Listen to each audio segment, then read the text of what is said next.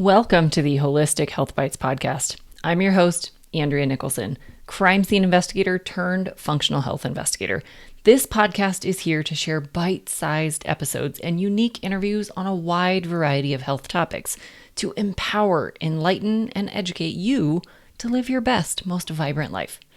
Disclaimer: all information you hear on this podcast is for information only and constitutes individual opinions of the person speaking. This should not be taken as medical advice. Being a listener of this show does not initiate a practitioner-client relationship between you and the hosts or panelists on this show. Please discuss these topics with your medical professionals before making any changes to your health.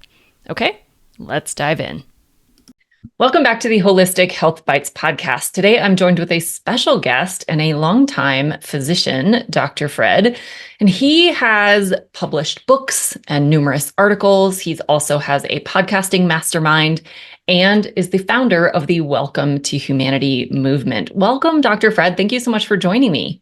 It's great to be here. Thanks for having me, Andrea. It's really just wonderful. You have served over 40,000 patients. Tell me a little bit about kind of your career path and maybe all the things that you've, touched on throughout this. Yeah. So let's talk about the 40,000 first, because people are sometimes shocked with that number. And what I figured is that it had been a little over 1,000 charts that I entered per year, each and every year for sure. And some years, probably a couple thousand that I at least wrote a note or signed off on something. And so that's what I'm calling serving clients. But so it's been a long and storied career. And, really it started, the psychiatric aspect started after I had dropped out of college a couple times, actually. I dropped out once and I came out to Berkeley to find out who I was, and actually found out who I was, but it was non-sustainable. And then went back home. My family was like, you need to get a job. And it's like, there's a new industry out there that maybe you're interested in. And it was around 1979 or so. And the industry was called computers. And the only computer in all of Michigan was at the University of Michigan. So I went back to my school, and there I was in the 2-acre facility, doing batch jobs and punch cards. And that really wasn't going to work for me. So I dropped out again and actually came out west one more time. And then, I had told my mom that I wasn't going to do school ever again. So she said, well, you got to get a job. It was like, okay. So she got me an application for a civil service job at a state mental health facility for adolescent boys. Wow. And all my whole entire life, I've been enchanted with communication, with speaking, and especially as a child, and also then learning how to listen. And this was the first job that I had ever had where I could get paid to actually communicate and connect with other people.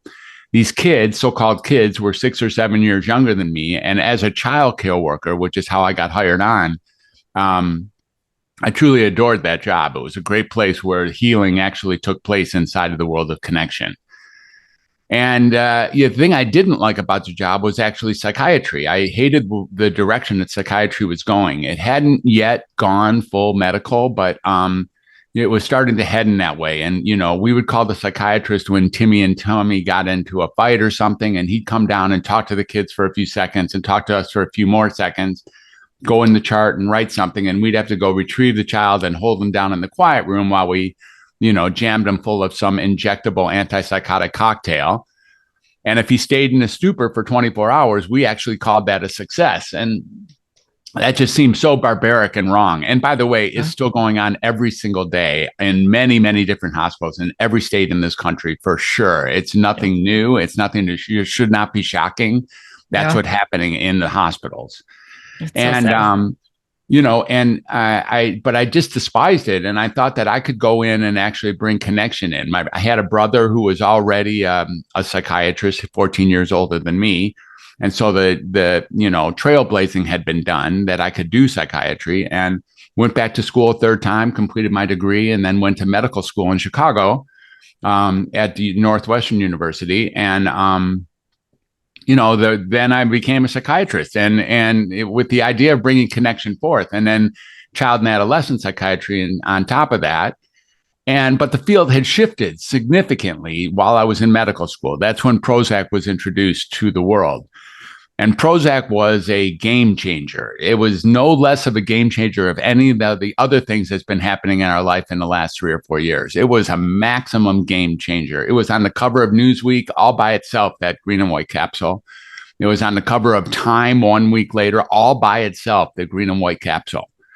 I mean, it was this notion that Prozac was the sort of the end of suffering, that Prozac could actually create, in a pill form, the possibility of getting comfortable. And that is when it began to be, a belief inside of the paradigm that if you were uncomfortable with life, there was something wrong with you.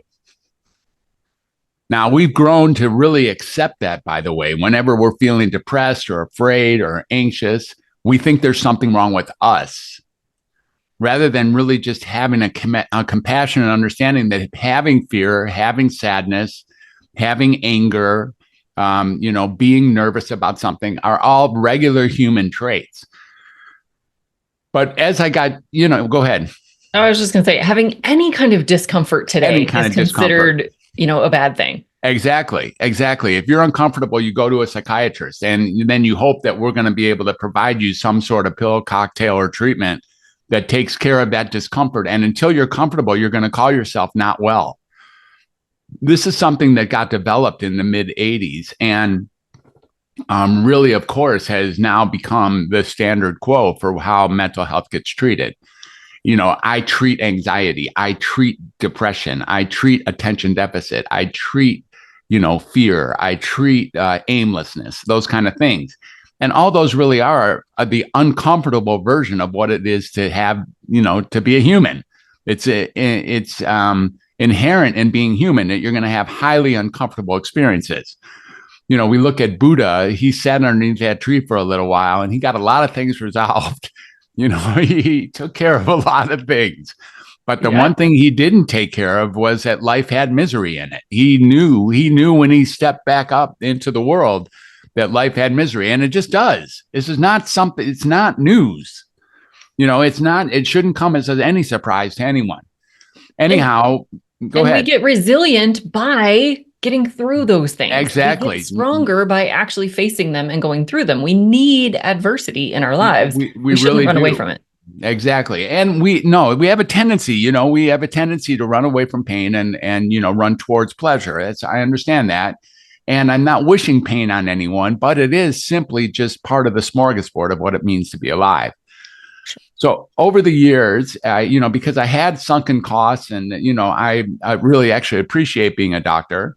I like the respect you get, the prestige you get, the power I have, the opportunity to actually heal people, put in a position of important decision making. I like all of that about being a doctor, but I really disliked both diagnosing and medicating people. I didn't feel comfortable about most of the diagnoses that I gave people, and I definitely didn't feel comfortable about writing prescriptions. But given that 40,000 number we talked about earlier, I've actually written over 100,000 prescriptions, including refills. And, the idea here is that this was never aligned with who I was. So as my career went forth, I continued to try to squeeze in or find a way to communicate and connect with my clients, because that became less and less an important piece of the job description of a psychiatrist. Like if you want to see the only reason to say psychiatrist is that somehow talk therapy didn't work with other kinds of, disciplines. But, so psychiatry became they don't even teach psychotherapy in psychiatric residency anymore. They just don't even deal with it. Okay. We became the pharmacological delivery system, basically. We became the pill pushers. We became the one, if you want to go to a if I ask you, or if I have asked anyone really in our country anyways, what's the difference between a psychiatrist and a psychologist? Everyone has the same answer, which is that the psychiatrist, he's the one that prescribes medicine, or he or she. Yeah. So, life went on. And in 2006, I finally that was like 15 years after starting my career. I finally got really tired of doing something so misaligned with my soul. And I did something which most people think is fairly radical. When you look at it from a hovering standpoint, however, you can see it's not that radical. All I did was stop medicines on some of my clients. Okay. Like that sounds like it's a radical option, but Yeah. it's way more radical to write a prescription and tell my clients to take some toxins made in a laboratory. I should be really alarmed that I think I can do that. Not alarmed at all about taking people off that and giving them their life back. Yeah. However, whenever I tell people that, they're like, whoa, wow. And it's like, yeah, that's how it really got received. My colleagues were kind of shocked. And, the best news about that is my clients got better, reliably better, and frequently and really commonly lost their diagnosis altogether. Wow. And I was able to make the, at least temporary conclusion that these medicines were perpetuating and in some way, and, increasing in some ways, causing the symptoms they were marketed to treat. Yeah. Now, this or causing different ones. or different ones. Exactly. Yeah. That then had you pursue other kinds of medications to deal with them. Yeah. So tell me a little bit about what that looked like when you had someone on, I don't know if you want to give an example or whatever, but when you had someone on a medication and you were transitioning them off, I'm guessing you didn't just yank them off of it. Why do you that's a really interesting presumption. This idea of weaning medicines is a new concept. We talk about, we don't do it fast. It's like, look, you can do it faster than we're doing it for sure. And there is a taste of, everyone's afraid that you're going to explode if you come off your medicine, that somehow tapering is a safe way to come off medicine. When we were going to medical school, there was actually only one class, maybe two if you included the pain pills, for which tapering medicine was important. And that was the benzodiazepines. Yeah. In the benzodiazepines, you would want to, they said that because of their dependency and because of the receptor site relationship, that coming off slowly was important, whether that's Xanax or Ativan or Restoril, back in the day, or Klonopin or Halcyon or whatever. And we began, with that. But now tapering is thought to be the standard treatment. Like, you don't pull someone off as if it's like pulling a Band-Aid or something. Okay. And it's really, really interesting because tapering, the only increment that really matters is the increment from some to none. That's the only one that matters, because taking less of something is not closer to zero. Okay. We think it is because we've been educated in the world of number lines. So we think that half a milligram is closer to zero than a milligram. It's not. They're both on. Yeah. Right? They're both on. In other words, if I told you that, let's say you were taking a pill every morning, and then you learned it was rat poison. And then I said to you, we're going to take 6 months to get you off of it. Right. You'd be like, no, we're not. Nope. We're going to take 0 days to get me off of this. Yep. And that's the increase. You know that when I'm talking about straight poisons. Yeah. I'm not going to, if I tell you, okay, we're going to give you 3 tablespoons of straight poison every morning for the next 2 weeks, and then we're going to give you 2.5 tablespoons for the next 2 weeks after that, and then 2.5, and then 2 tablespoons for the month after that, you'd be like, no, we are not doing that. Mm-hmm. You would not tolerate that. And that's what we're talking about here. If these medicines are causing damage, what's the holdup? Yeah. Are there any risks for beyond the benzodiazepines that you mentioned? Well, are there other drugs that you really shouldn't just, stop, or, do you really need to work with someone on this? I'm not going to fight the system and say there isn't risk. The system has built in this notion that there's risks. Okay. The system has this idea that if you do A too fast, you might get this condition, or you might have this outcome. I think in most situations, the only increment that matters is the final increment, like I'm saying with rat poison. And when you decrease and still continue to take, a couple of things still happen. Number one, life keeps lifing at you, and you get life experiences. So let's say you're coming off your antidepressant, and one morning you run over your cat in the driveway. You're like, I didn't never do that before I came off antidepressants. This is related to my antidepressants. I'm going back on. Yeah. And that's another thing. The longer you stretch it out, you get life experiences that you get to relate to the notion that this is a due to me tapering my medicines. You get in a fight with your spouse, or you get, or you have some sort of grief reaction, or you wake up, totally sad one day. And you blame that on your tapering of medicine, and that causes you to rush back to continue to back on your medicine and frequently actually go back to the old dose. And not only that, but to make the conclusion that it's not fun being on medicine, but it's less fun trying to get off of medicine, and therefore I'm going to stay on medicine forever. So since that's the case, I would say that that decision tree, that algorithm, is probably at least supported by the pharmacological industry, right? Like this idea that if you make a decision that coming off a medicine is harder than staying on medicine, that's good. That's pretty good for the industry, right? That's a good decision. They want you to do that. Like, that would be a great place to be. I've tried to come off medicine. I can't, so I'm on it even though I don't like it.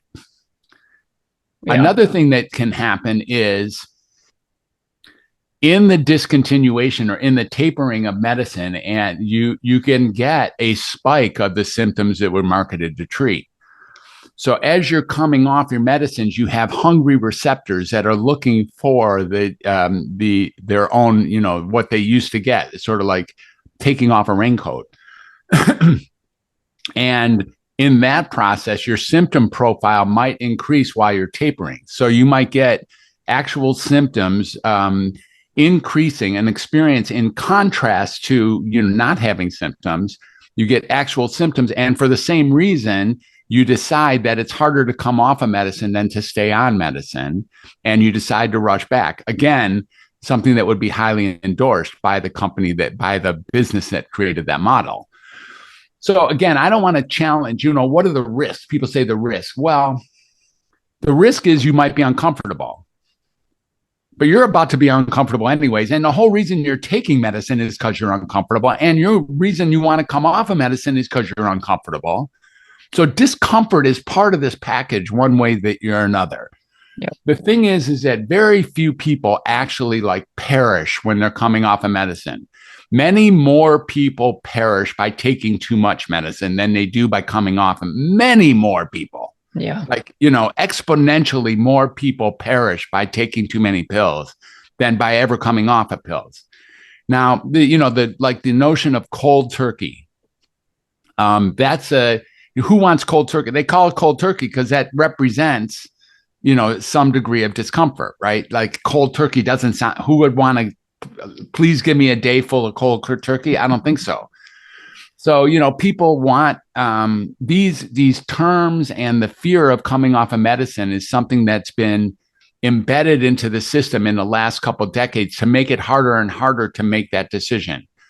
And again, you're like, you want to know what it looked like for me to take off medicine. The first woman that I took off medicine, she was just on Prozac 20 milligrams, and she had been on it for years, and she had been, steady. Like she'd come in every couple months and she'd just tell me, yeah, things are about the same, and she didn't have any major shaking or tremors or difficulties per se. But when I took her off of medicine, she came back the next month and she was just happy as a lark, and she stayed happy, and her depression was gone. And she, as far as I know, this idea of her depression was at least induced in no small part by the fact that she had made the decision to take medicine, and even possibly and probably physiologically induced by the medicine itself, affecting the receptor sites. So, I began to do it with a little bit more, a larger group of my low-risk patients inside my practice.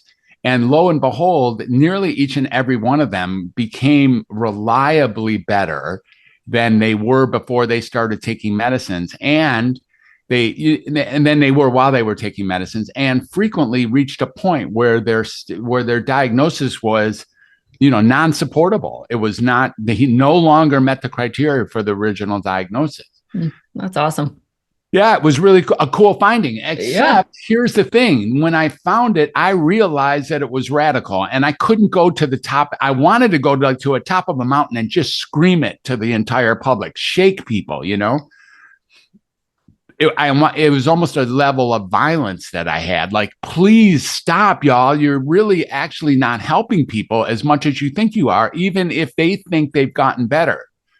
And this is really important too. You know, I like to use this mosquito bite analogy to talk about medicines. But, you know, let's say you had a mosquito bite on your elbow and that it was completely like irritating, you know, completely annoying. And you're like, Dr. Fred, I have a mosquito bite on my elbow. Do you know any specialists? I'm like, yeah, in the north part of town, there's this guy who takes care of mosquito bites on elbows. And you should go see him. So, you know, the next day you pack up the car and you go over to his office and he meets you at the door with his glasses on his nose and a stethoscope and a white coat. And he invites you back into his office and, you know, let's get an exam, show him your elbow. He's like, oh, my goodness, you got a mosquito bite there. And you're like, yeah, I do. That's why I'm here. I mean, I already know that. Can you help me? And he says, yeah, I can help you. It'll only hurt for a minute. My cure rate is through the roof. I have nearly 100% cure rate. You're like, man, I'll do anything. This thing keeps me up at night. Please. He says, okay, we're going to cut off your arm at the shoulder. Yeah. And that's what he does. And he says, now we're going to come back in 2 weeks and see if that mosquito bite's still on your elbow. Right. And when you come back in 2 weeks, there's no mosquito bite on your elbow because there's no elbow. Right. And that's frequently what the medicines do in psychiatry too. They do take away the primary symptoms. And if you stay myopic enough, you'll think that's the good news. You're no longer crying. But not only you're no longer crying, you're no longer laughing. You're no longer enjoying life. You're no longer playing with your kids. You're no longer doing lots of things, including not crying.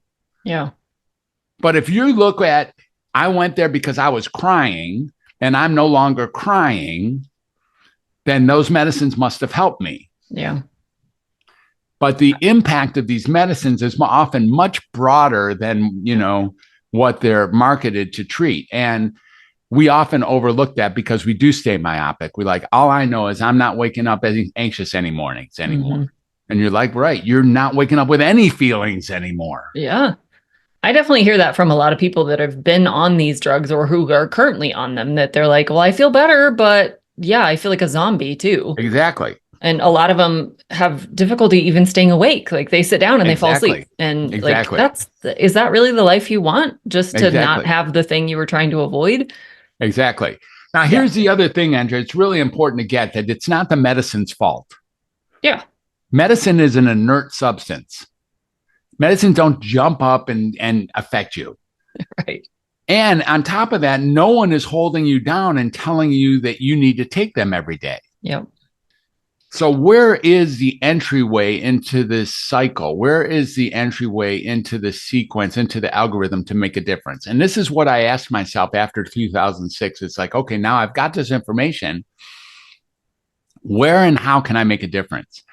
And what I then realized is the only reason people take medicine is that they're pretty sure there's something different and wrong about them, that they have a diagnosis, right?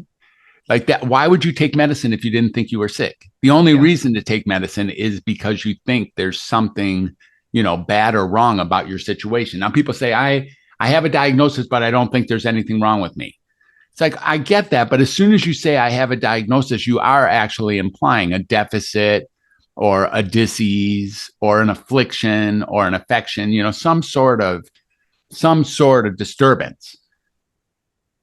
And I began to see that that it's actually the notion that drives the whole conundrum about medication starts with this notion that we think there's something wrong with us.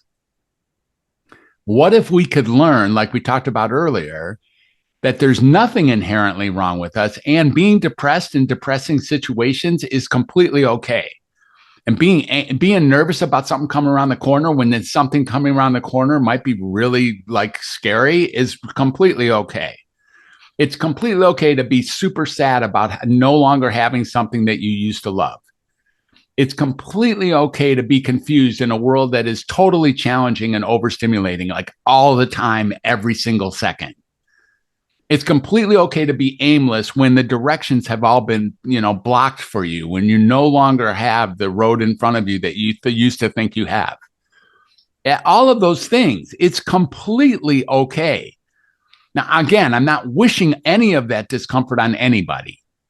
I'm just saying that, that comes with life. Mm-hmm. And you can expect that. And if we can step back a little bit and embrace it for the critical, essential feature that it provides to be in the human condition, somehow, again, appreciate it for the opportunities that it presents to grow, as you said, or to learn or to become resilient. When we can do that, that's where we get Welcome to Humanity. And that's the Welcome Humanity movement, essentially. It's sort of, it sort of defines itself, it implies itself. The idea that Welcome to Humanity is almost the proper answer for any condition or any concern or any discomfort you're having. It's like, yeah, welcome to humanity. If I were to tell you why I was uncomfortable, let's say even earlier today, you would likely be able to relate to me. Right. You'd say, oh, yeah, I could see that, I stubbed my toe, or I, got in a tussle with my wife, or I couldn't find my wallet or something like that. None of those things actually happened today, but they could have. All three of those things could easily have happened. For sure. And they're uncomfortable experiences in their own right. Let me say one more disclaimer for our audience here, which is if you have found a doctor or a therapist and a medication regimen that you believe is actually working for your life, please don't change it based on what I'm saying. If you have found anything that works in this life for you, anything, keep doing it. By all means, this is not a suggestion that if you like your diagnosis and you like your medications and you like the treatments that you're getting, that somehow you're on the wrong path. If you like it, if it's working for you, please continue doing it, of course. I'm speaking to the hundreds of millions of people who don't have that, however. And there is literally hundreds of millions of people who don't have that, who are really skeptical about the treatment they're receiving, who are really not aligned and feel like they're either misdiagnosed, underdiagnosed, undertreated, mistreated, etc. And those people are looking for other alternatives, perhaps. Maybe coming down the conventional mental health pathway is not the best pathway at all to treat your discomfort. It's a pathway, and people think it's the ultimate pathway. Like when it gets really rough, go to a psychiatrist. Maybe that's not actually a great idea. It's possible. And again, I like, some psychiatrists are my best friends. This isn't about bad guys or bad women at all, psychiatry. It's just that the treatment we have designed is not intended for cure or healing. It's intended for containment or slowing down deterioration that it indeed might be inducing. Yeah. Now, I know that sounds really rough and it's hard to say. And for some people, it's really hard to receive. If you've been taking medicine and you're pretty sure it's helping you, you're like, nah, I don't want to hear that. Or if you've been giving medicine to your mom or to your children, and the last thing you want to hear is that somehow you're perpetuating the symptoms. It's a very, very difficult pill to swallow, excuse the expression. Yeah. And so I need to be really careful with that and try to be really gentle with that. But it's a really important piece to consider. I can't tell you how many people I bring this up to, and they're taking medicine. And they're like, that is exactly right. I've never heard anything more sensible than that about what I'm doing.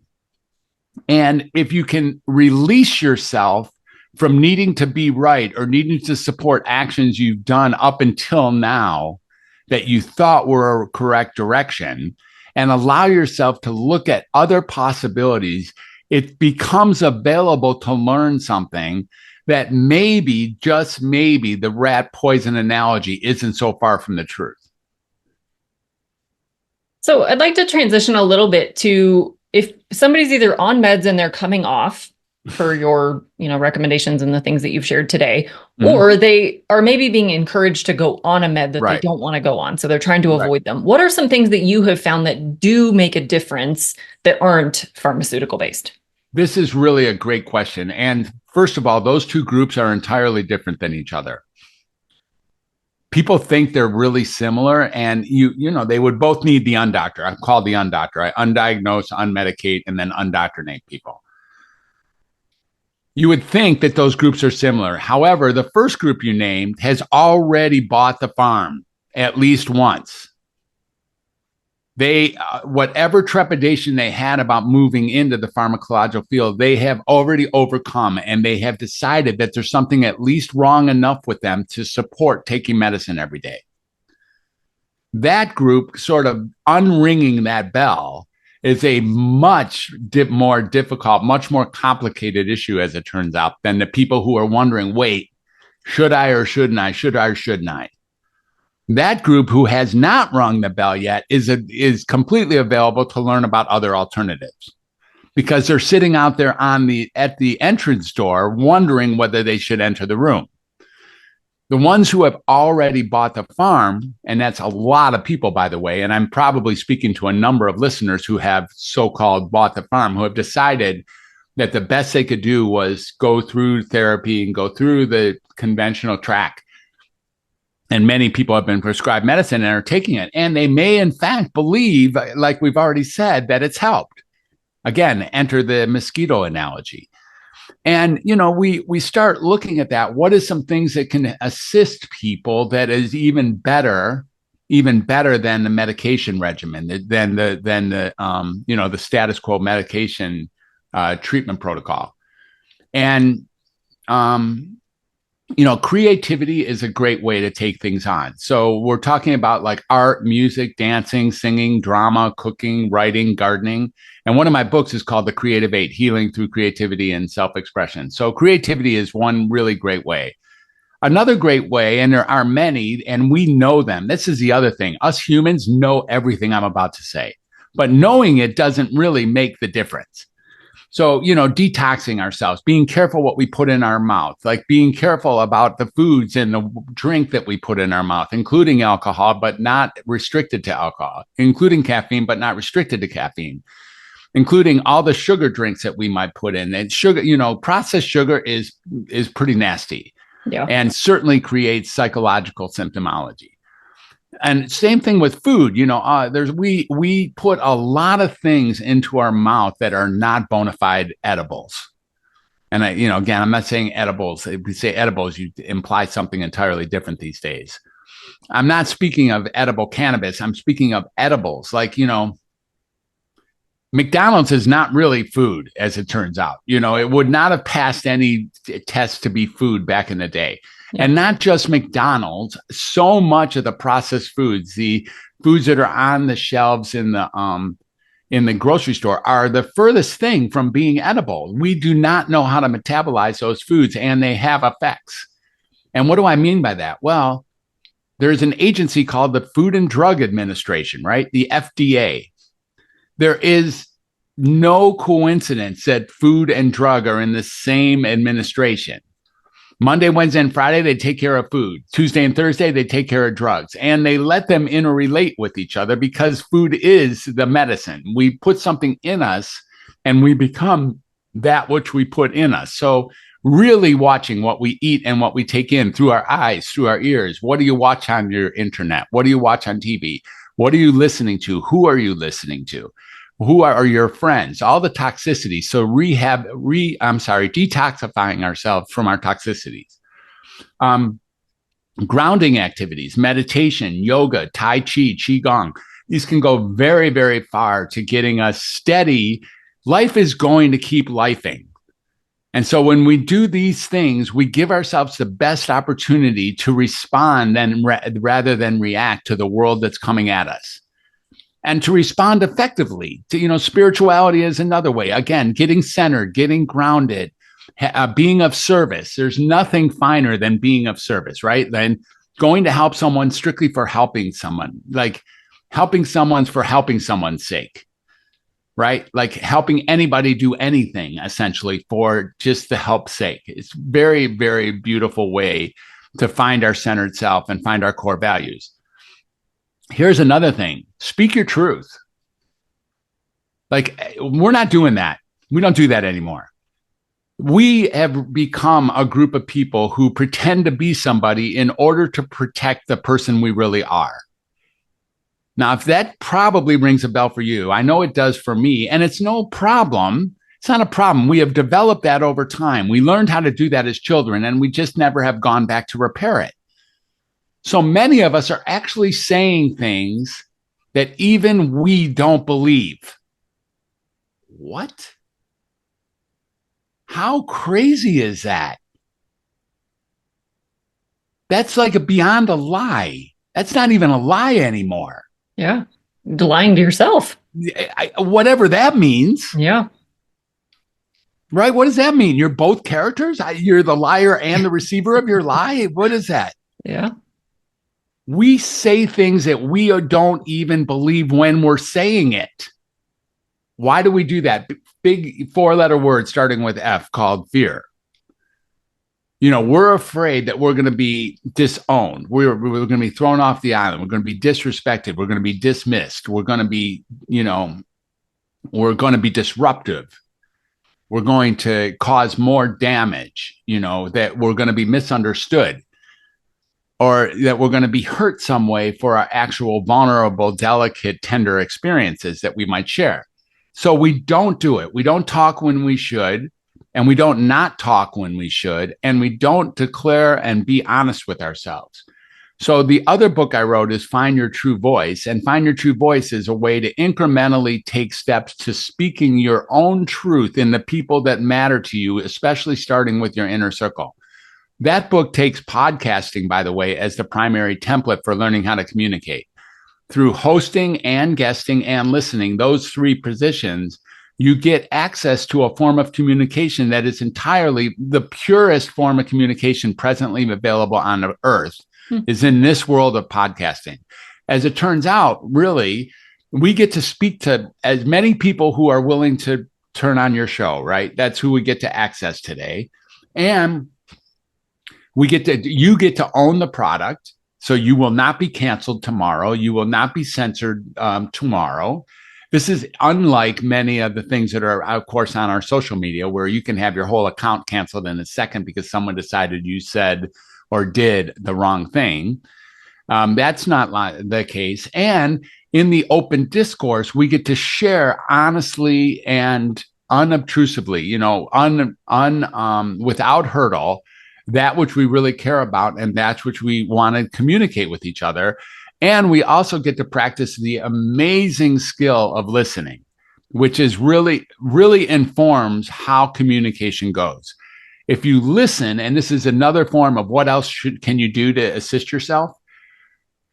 Really listening for what either the other person is saying or wanting or desiring, right? Even if they're not speaking at that present time, it's even the unspoken note communication, or listening for the circumstances and how to move that needle forward. How do you move the needle forward? Because speaking a true voice is not going to the top of the mountains and saying how much you hate your mother-in-law. That's not it. That's not like just spouting off something that's on your chest in order to relieve yourself of the anxiety you have by not speaking. Not that. The purpose of speaking is to speak into the listening that's there and actually share so that you can move the greater needle forward, so that you can progress a conversation. When you start doing all these things and taking care of your sleep, for instance, being careful not to have that darn screen in front of you to the very last second before you go to sleep. The number one enemy to sleep is light. And all we're doing right now, Andrea, is we're not with each other. We are both staring at this flat screen of millions of pixels, little light bulbs that are blasting us into the eyes and are totally the enemy to having good sleep. The number one complaint I get in my clinic, at this point, without question, is insomnia or difficulty sleeping. Yep. And that's because we spend all our entire day staring at lights. So if we can move that away and give yourself good sleep hygiene, take a warm bath, drink warm herbal tea, turn down the lights, and do actual reading or embroidering, hand-eye. Remember they used to have this thing called books. Like actually read a book, turn those pages, and let your eyes relax into a book. Listening to great music, and and at night listening to soft and gentle and really calming music, so that we can take the time to transition to the sleep phase. What else? I think we're getting pretty close. There are other things, but did I say anything controversial here? There's no one who could argue with what I'm saying. Are those things going to help you calm down in a world that is flat out crazy?